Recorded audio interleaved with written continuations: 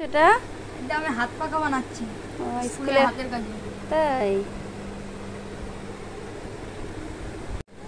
অংশুমান স্কুলের হাতের কাজ বানাচ্ছে, পাখা বানাতে দিয়েছে।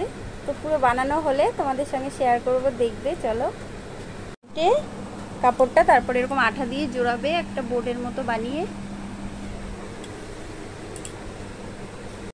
তারপরে তৈরি হবে। তো চলো দেখাই। হয়ে গেছে, দেখো অংশুমান বানিয়েছে। এই যে এখন প্রিন্টিং করছে। তো পুরো তৈরি হলে তোমাদের দেখাবো। এই যে দেখো, তো কত সুন্দর পাখা বানিয়েছে অংশুমান, আমার ছেলে।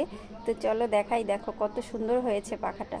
এই যে দেখো, এটা প্রিন্টিং করেছে সুন্দর করে। এই যে দুপাশেই বেশ সুন্দর হয়েছে। দেখো এরকম হাওয়া খেলে কি সুন্দর। তোমাদের কেমন লাগলো অবশ্যই কমেন্ট করে বলবে। দেখো।